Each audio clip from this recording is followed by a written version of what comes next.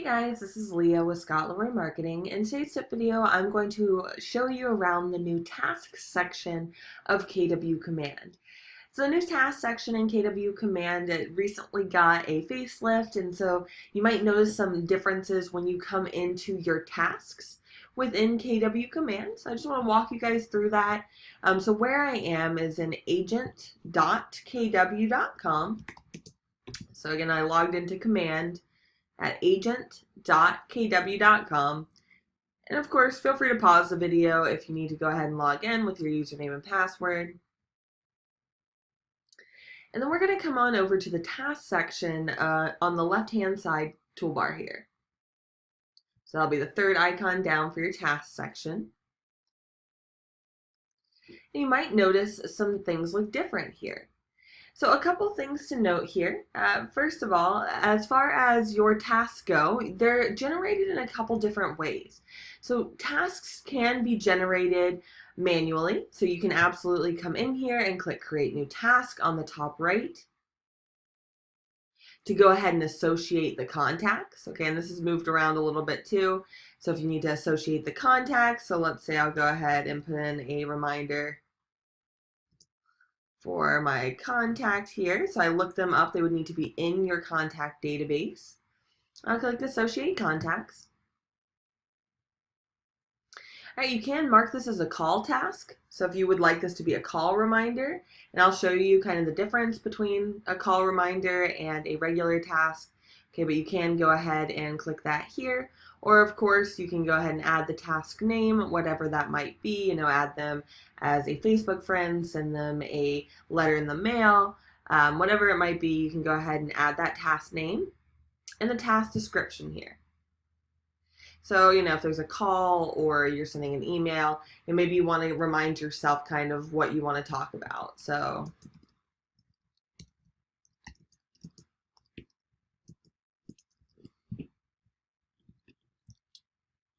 you can also change the priority level now.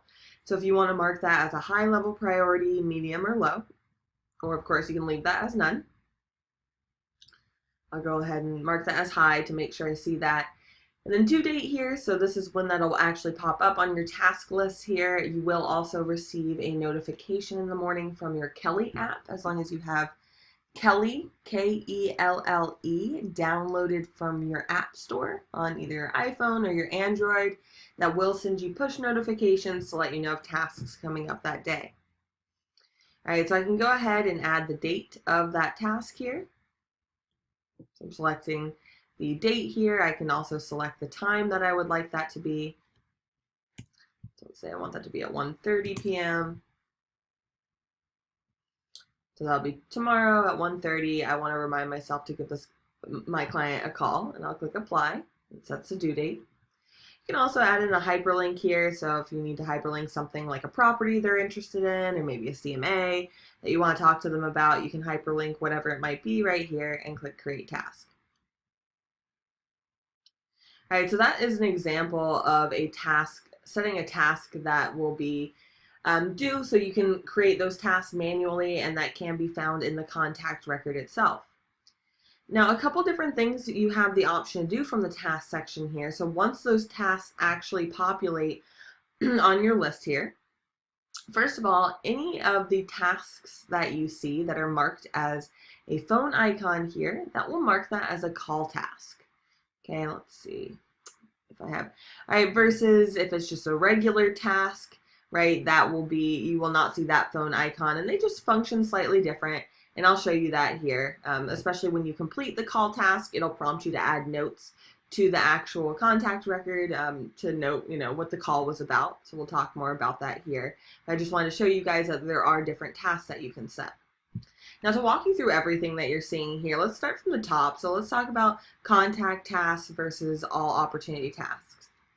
So your contact tasks will be either manually created tasks like we just did. And of course, if you're in the contact record itself, so if I were to click on one of these contacts or go to your database directly to access your contact, you'll see on the top right the option, here I'll show you real quick, the option to add a task directly from the contact record itself. So on the top right here of the contact record, you'll see you have the ability to create tasks over here and also view and manage your tasks for that specific client. All right, so pretty much what I'm saying here can be done individually in the actual contact record. If you come on over to the task section on the right-hand side white toolbar, that can be managed over here. And you'll see these options that we're about to talk about back on the main task section. All right, so if you followed me on that little excursion, all right, I'm just coming back to the task section here. All right, so that's the main difference here between the contact tasks, right? As you can see, that's based on a certain contact, and that is viewable from their contact record as well, right? As here, so these will be call reminders, task reminders, and so forth, versus the opportunity tasks. Okay, these are tasks that are generated from your opportunity pipeline. If you haven't played with opportunity tasks too much, I will hyperlink a video on the bottom of this YouTube video that walks you through setting up opportunity tasks for each phase of your pipeline. Right, and as soon as those are dated, as long as you date your opportunities tasks, those will show up under all opportunity tasks. So again, the key is, when you're working with your checklist on the opportunities, dating those will pull that up on all opportunity tasks. And again, if you're interested in learning more about that, the hyperlinked video on opportunity tasks will be in the YouTube description below. All right, so on this contact task page here, so we're back on regular tasks. So you can search the task name. Just keep in mind that is not searching the actual contact name, that is searching the task name. So if you want to search by the contact to find the task, I would do that from your contact database, where my mouse is circling right here. All right, but the search bar will search the task name, so you can pull that up right away. You can also use filters to help find your tasks a little easier as well. So that filters option, it'll give you the option, okay, right now I'm viewing all tasks, but I can do call tasks only, tasks that are past due, due today, due tomorrow, next week, due later, custom date range. All right, that's another great one to take advantage of. If you're looking for a specific task, you can look at the date range that would have been set on. And you can also search by priority level to find all of your high tasks, for example. You might have to scroll down. Oh, no, it just sits there. So you can go ahead and click Apply Filters, and that will filter your tasks to that one I set tomorrow. Look at that. All right, and clearing filters, you'll just want to go ahead and click Clear Filters at the top, and that'll bring you back to all of your tasks. All right, so talking about this bar at the top here, so you'll see your tasks that are due for you. That's the first tab. You're also able to toggle over to your completed tasks, any archived tasks, and expired tasks. And these are fairly new options here, especially for the expired tasks. If you are, quote unquote, losing any of your tasks, like you can't find them on your list, chances are they are expiring. This is a newer feature in Command, I want to say the past couple months, for it expiring. If the task is not completed after 30 days, it will automatically expire. If it's a smart plan task, some smart plans, it depends, it's either between 14 and 30 days. If you don't complete the task, it will move on over to expired. Okay, so these expired tasks, that might be where they are. You can't unexpire them per se, okay? You can instead note in the contact record that you did complete that. So if you go to the contact here, you can manually add a note letting, saying that you completed that, or you can just go ahead and create a new task, to put that back on your radar for tasks to do. So just a heads up, if you are losing any tasks, those might be under expired. You can also toggle on the top right here, which I really like, past due, due today. Which is especially helpful because right now, if I'm behind on my tasks and I have quite a bit of them, on my dashboard here, especially under past due, viewing mine that are due today, I feel like I can knock these out first, and then I can always go to my past due ones, or however you want to systematize that. You can see which tasks are due tomorrow, next week, and due later. All right, so coming back to your actual task, let's talk about managing the task itself now, and that'll be the final thing that we do here. So tasks here, right here, what I wanted to show you guys especially is the difference between completing a normal task and completing a call task. So first of all, again, reminder that you can tell it's a call task because it has this cute little phone icon. And on the far right, this is actually where we go to complete that task. So you'll see on the far right of that task name, we have that little check mark here. We'll want to go ahead and complete that. And if it's a call task specifically, it will pull up this extra box here, prompting you to note how that call went. Did you leave a voicemail? Did you talk? Was there no answer? Maybe use a different one here. All right, so let's say I left a voicemail and I'll put description here, or, I'll say we talked, whatever. Called to discuss the CMA. Client wants to move forward, or client wants to hold off, whatever the case may be. All right, you can go ahead and complete the task, and what this is doing is adding this task description to the actual contact record. So I'll show you guys what that looks like here. All right, so that completed the task, and it took it off my list here, and it added a note, and you can just stay where you are. Okay, I don't want to switch around too much on you guys, but just to show you how that adds it to the contact record itself as well. All right, I can see right here on the timeline on the right-hand side, I can see when the task was completed, and I can see that note that I just added in. So just a heads up, that will be on the right-hand side of the timeline specifically.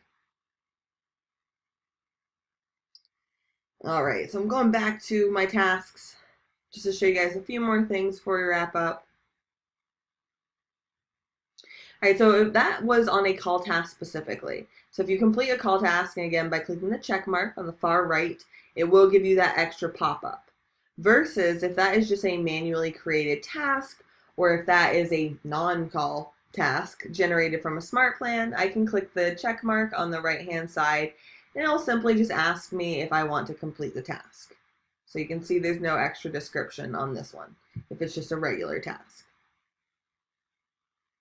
Okay, but that will be viewable on the contact timeline like we just saw from your database, right? You'll be able to see that you added or you completed the task, what the date was, and you'll also have the option you can add, actions customly. I don't think that's a word. You can add actions to your timeline in the contact record just by clicking to manually add that, or there's a note section as well. All right, so on here, all right, so we talked about completing that action with that check mark here. I do want to take you across this bar here just so you have a full understanding. Of course, you can always click on that contact name to go directly to that contact record, as you might have seen me do. Task assignees, especially is helpful for team tasks, but task assignee, you can see where that task came from. So especially if you're not manually creating these tasks and you're seeing a bunch of them, you can see actually that this is coming from a specific smart plan that you have set up. All right, priority level, and you'll notice that some of these have the arrows at the top, like priority, due date, status, task. Okay, these arrows at the top indicate that you can sort that in ascending or descending order. So you'll notice I'm adjusting my task order just by simply clicking on the header name. And this will only work on the ones with arrows. All right, so if you click on that, it will reorder that for you. All right, and finally on the right-hand side, right, we talked about what that check mark does.